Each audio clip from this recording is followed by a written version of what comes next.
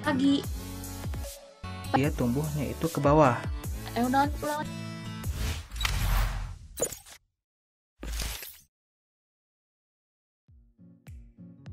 Assalamualaikum warahmatullahi wabarakatuh.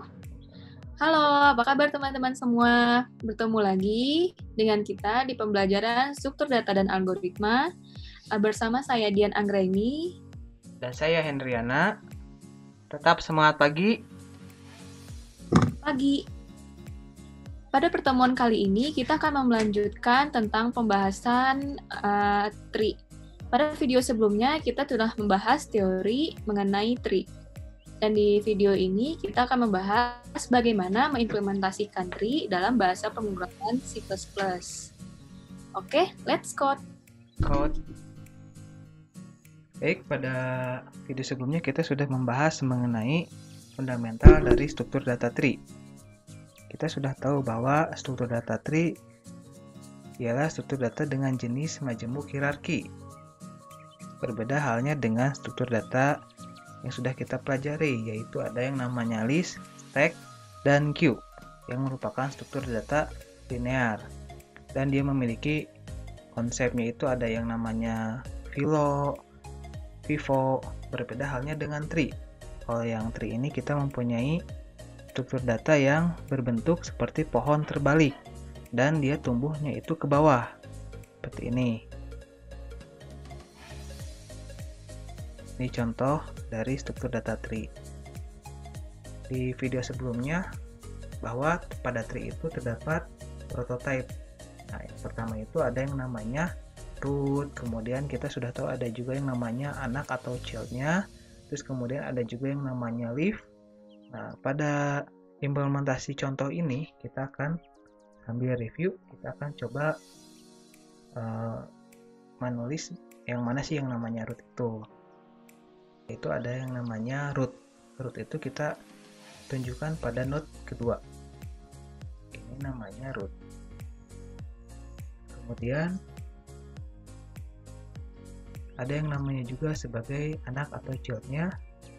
Nomor 7 dan node 7 dan node 5 ialah child dari node 2 atau node root. Ini bisa disebut juga child-nya. Kemudian atau juga nomor 9 child juga dari parent-nya nomor 5. 7 dan nomor 5 juga sebagai parent. Selain child juga parent dari nomor 5 parent dari node 9, node 7 parent dari child node 2 dan node 6. Dan kemudian ada juga yang namanya sibling atau node yang berdekatan atau yang memiliki parent sama. Ini namanya node sibling. Terus kemudian ada juga yang terakhir itu ada yang namanya daun atau leaf. Ini merupakan node daun. Node leaf itu dia memiliki tandanya itu dia tidak memiliki node anak lagi. Dan terakhir itu namanya daun. Pada video pembelajaran kali ini kita akan membahas mengenai tree. Yang pertama mulai dari deklarasi, terus kemudian insert tree atau bagaimana cara memasukkan data pada struktur data tree. Dan kemudian bagaimana cara menelusuri atau mengeluarkan data menggunakan metode traversal atau penelusuran tree pada setiap node-nya. Dan traversal atau penelusuran sendiri dia memiliki 3 tipe. Itu ada yang namanya pre-order, in-order, dan post-order. Dan yang terakhir kita akan membahas mengenai find atau mencari satu data pada tree. Pada contoh kasus tree, jika diberikan data sebagai berikut. Ada data yang bernilai 10, 5, 4, 30, 7, dan 90. Nah, pertanyaannya bagaimana cara membuat tree pada data ini. Nah, yang pertama, kondisi pertama itu ketika datanya itu kosong, berarti belum ada satupun. Maka yang menjadi root itu ialah data yang pertama kali diinput, itu nilainya 10. Maka kita tulis 10 di sini. Kita coret 10-nya. Nah, selanjutnya nilai 5. Kondisi untuk menentukan posisi node setelah ditentukan root, maka kita mempunyai kondisi di mana node baru yang akan dimasukkan jika lebih kecil dibandingkan dengan root, maka posisinya ada di sebelah kiri. Sedangkan jika node baru yang nilainya lebih besar daripada rootnya, maka akan ditempatkan pada posisi di kanan. Nah, berarti 5 itu dicek dengan 10, berarti 5 lebih kecil daripada 10. Berarti 5 berada pada posisi di kiri. Maka kita bisa tulis 5 di sini. Kemudian kita coret 5-nya. Selanjutnya, data selanjutnya ialah 4. Sama halnya, yang pertama itu 4 dicek dengan rootnya. Maka kita cek 4 dengan rootnya, itu 4 dengan 10, bahwa 4 itu lebih kecil daripada 10. Karena sudah ada 10 sudah memiliki anak, yaitu 5, node 5, maka 4 juga harus dicek dengan 5. Karena 4 itu lebih kecil daripada 5, berarti posisi 4 itu ada di sebelah kiri. Ada di sini. 4. Kita coret 4. Supaya kita tidak pusing, kita coba ganti warna. Nah, selanjutnya data yang selanjutnya itu adalah 30. 30 kita cek juga dengan 10. 30 dengan 10 berarti 30 lebih besar daripada 10. Berarti posisinya ada di sebelah kanan. Kita bisa tulis 30 di sini. Selanjutnya kita coret 30. Selanjutnya data selanjutnya ialah 7. Yang pertama, 7 harus dicek juga dengan rootnya. 7 dengan 10 berarti 7 lebih kecil daripada 10. Dan karena 10 sudah memiliki anak 5, maka kita cek 7 itu dibandingkan dengan 5, berarti 7 lebih besar daripada 5. Berarti 5 lebih kecil dari 7, berarti posisi 7 ada di kanan. Dan yang terakhir ialah 90. Kita cek dengan rootnya. 90 dengan 10 berarti 90 lebih besar daripada 10. Maka 90 ada di posisi kanan. Karena posisi kanan 10 itu udah memiliki nilai 30, maka kita perlu cek juga atau membandingkan dengan node yang baru, yaitu 30 dengan 90. Dan 30 lebih kecil daripada 90, atau nilai barunya itu dia lebih besar, berarti ada di sebelah kanan. Itu ada di sini. Ini merupakan gambar atau tree dari data yang kita miliki sebagai berikut. Dan ini hasilnya.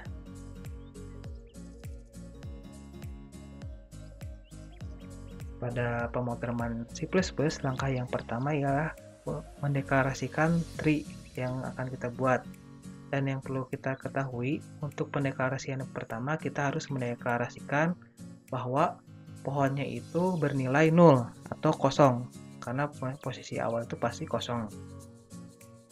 Kemudian kita jangan lupa juga membuat struktur dari tree, yaitu yang pertama datanya itu integer, data yang akan dimasukkan, kemudian pointer dari tree-nya itu ada left dan ada juga right atau kiri dan kanan. Oke, kita langsung melakukan implementasi menggunakan C++ untuk implementasi tree. Pertama kita seperti biasa include dari C++ include string dan space std, dan ini posisi awalnya, atau aplikasi utama nanti akan dipanggil di integer main. Nah, yang pertama kita harus mendeklarasikan tree atau pohonnya menggunakan struct. struct tree, dan pada tree ini kita mempunyai satu data dengan tipe integer data. Dan pada tree kita juga sudah mengetahui bahwa tree itu pada binary tree itu dia hanya memiliki dua anak, yaitu ada left dan right. Kita buat pointer dengan tipe tree sendiri, yaitu left dan right-nya. Dan kita akan mengakses data struktur tree menggunakan variabel pohon. Selain itu juga kita memerlukan root untuk membandingkan data baru dengan rootnya. Ini awalnya, dan yang pertama itu deklarasi. Di sini deklarasi yang pertama itu kita memerlukan nilai dari tree-nya itu ialah 0. Berarti kita membuat satu fungsi, misalnya namanya definisi awal, void definisi awal, bahwa pohonnya itu sama dengan 0. Kemudian setelah itu kita langsung akan memasukkan suatu data. Kita akan membuat suatu fungsi, yaitu namanya insert tree.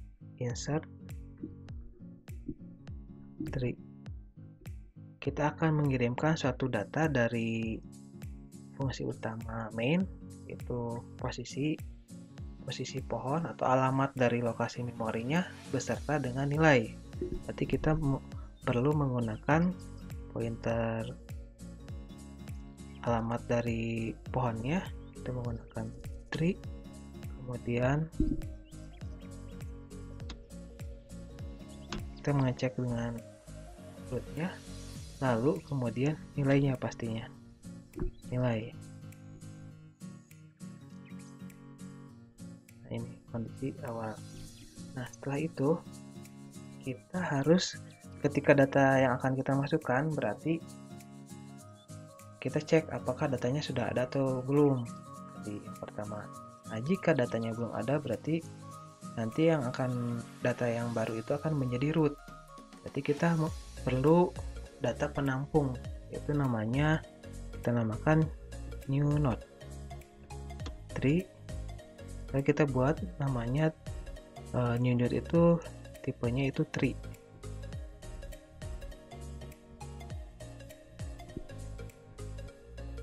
Dan kita cek kondisi yang pertama itu, jika datanya kosong, berarti kita membuat root di sini. Jadi if rootnya itu sama dengan 0, berarti kondisi awal atau belum ada pohonnya.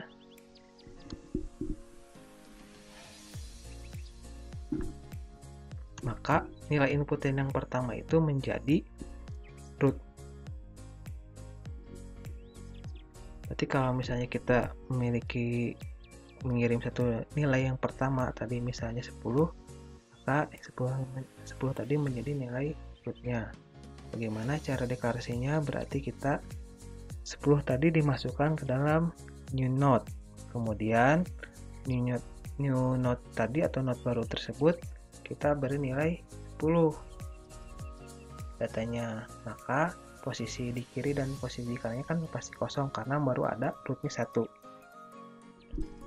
Berarti new node baru sama dengan new tree.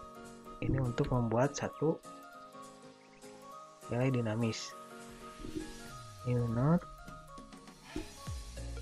kita kasih datanya itu dari aplikasi utama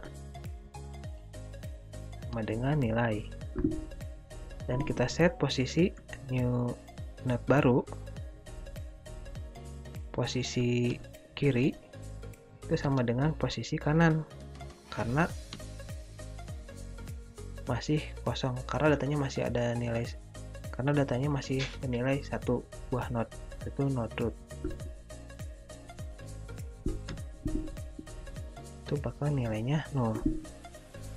Nah, ini kondisi pertama. Dan untuk berarti kita perlu setting kalau misalnya root itu kalau ada data baru, misalnya ada data X tersebut selalu dibandingkan yang pertama itu dengan root. Berarti kan nilai root itu kan tidak akan pernah berubah. Kita harus setting nilai root itu menjadi 10. Bagaimana caranya? Berarti kita buat yang tadi sudah kita deklarasikan di sini. Nilai rootnya itu merupakan nilai new node yang awal atau node baru yang awal. Kemudian kita setting juga itu datanya merupakan nilai, dan sama nilai left dan nilai right nya juga berarti 0 kan. Di root left sama dengan root right sama dengan 0. Nah, ini kondisi awal dari jika pohonnya belum ada.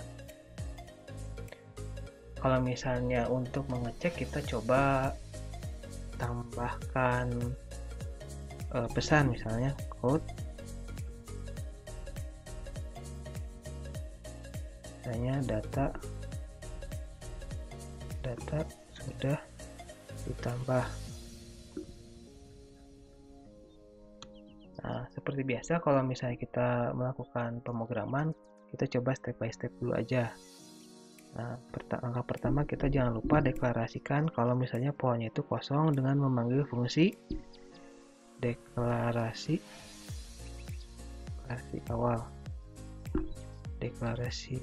awal ya.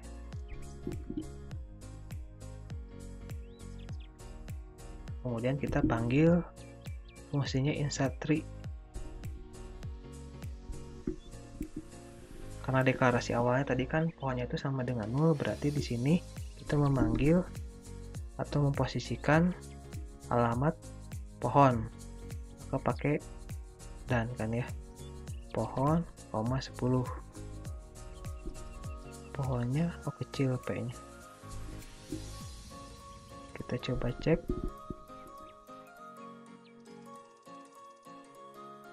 Oh, kita belum pakai pagar. Code. Oh iya, titik koma, jangan sampai lupa. Kita coba panik.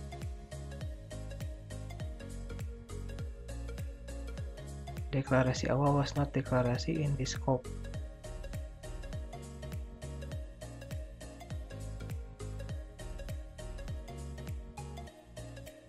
Oh, ini bukan deklarasi ya, harusnya namanya definisi awal.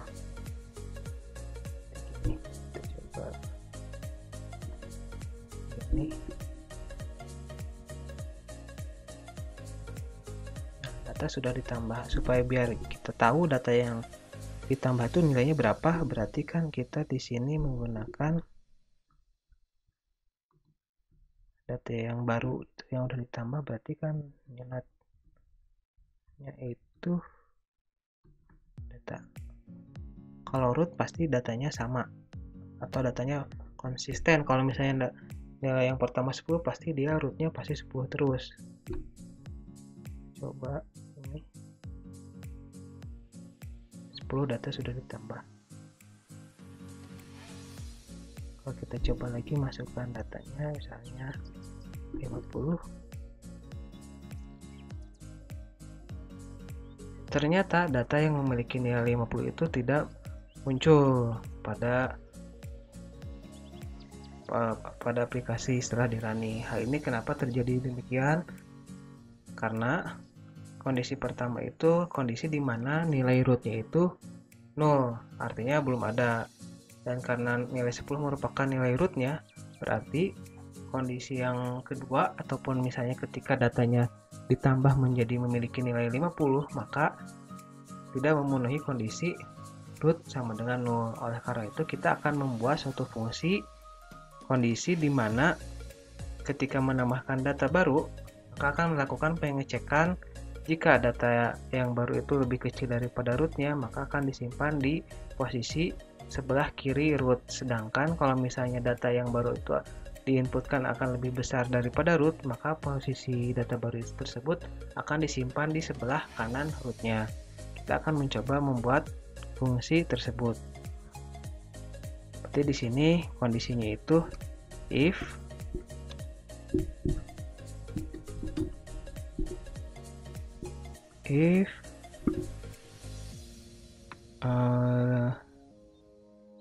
if nilai atau data yang baru itu diinputkan lebih kecil daripada root, ya lupa menunjuk ke data, maka kita panggil juga fungsi ini, fungsi rekursif. Kita cek lagi fungsi rekursifnya itu, cuman yang akan diganti itu ialah posisi, karena lebih kecil berarti kan posisi pohonnya itu dia akan disimpan di sebelah kiri, berarti nilai rootnya itu disimpan di sebelah kiri.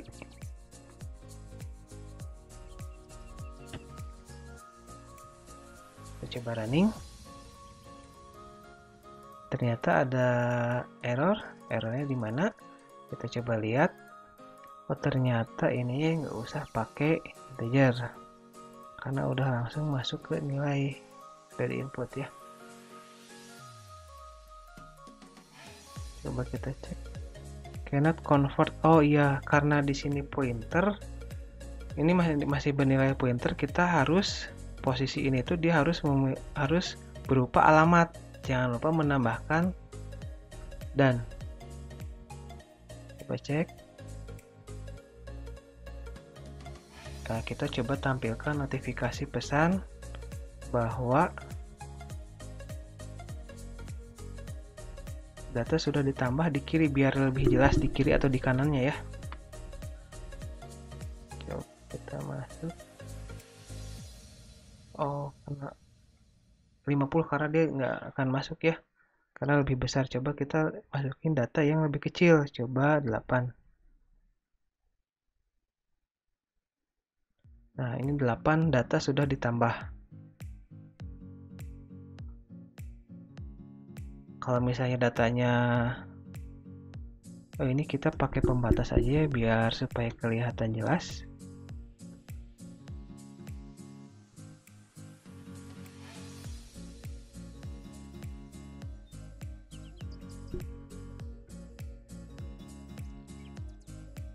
Bahwa ini yang akan menjadi root, sedangkan yang bawah-bawahnya itu dia akan menjadi childnya atau anaknya. Bagaimana kita akan membuat kondisi di mana nilainya itu lebih besar daripada data? Berarti kita kopas aja ini, nilai lebih besar daripada data, maka dia nilainya akan disimpan di kanan.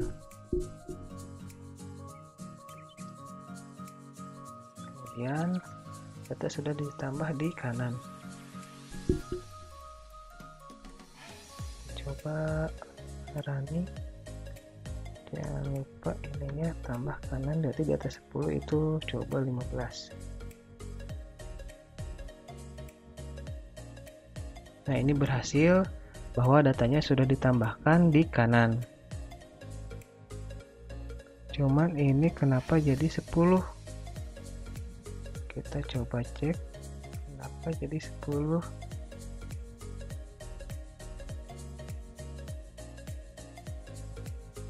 Oh iya, ini harusnya bukan new node ya, ini karena nanti ini keceknya itu root. Kalau yang node ini tuh berarti kita kasih aja nilai ini.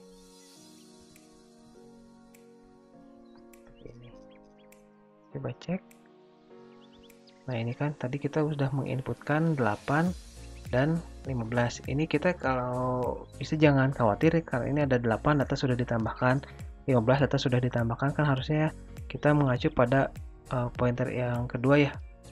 Pesan yang kedua ini ditambahkan di kiri, 15 ditambahkan di kanan. Karena apa? Karena setiap data yang masuk itu kan nanti dipanggil lagi karena menggunakan fungsi rekursif. Berarti kan nanti dia masuk ke sini lagi.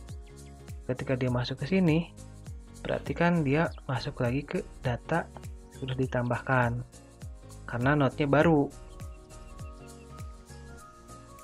Kalau misalnya kita coba masukin lagi datanya, yaitu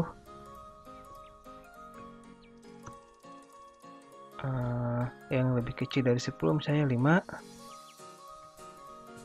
kemudian 7, apa yang akan terjadi? Nah, yang akan terjadi 8 ditambah, tadi kan 8 ditambah, terus kemudian di sini ada data 15 pasti di kanan, dan kemudian kita tambah 5. Di sini ada 5 itu ada 2 kali tercetak. 5 data sudah ditambah di kiri, 5 data sudah ditambah di kiri. Kenapa hal ini terjadi demikian? Karena data yang sudah masuk di posisi ini dia akan dicek. Karena datanya lebih kecil, maka dia akan dicek dengan rootnya. Kemudian ketika datanya sudah lebih kecil dari rootnya, maka dia akan memberikan pesan data di kiri. Karena 5 itu dia sebenarnya sudah memiliki parent itu 8, maka dia cek lagi. Data sudah ditambah di kiri, makanya dia 2 kali. Artinya ini tuh dia merupakan level ke-2. Karena kan yang 10 itu root itu dia level pertama, 8 itu level ke-2, dan yang ini tuh level ketiga. Sama halnya kalau misalnya kita masukin data 7. Nah, ini merupakan implementasi dari tree menggunakan C++ pada fungsi insert tree.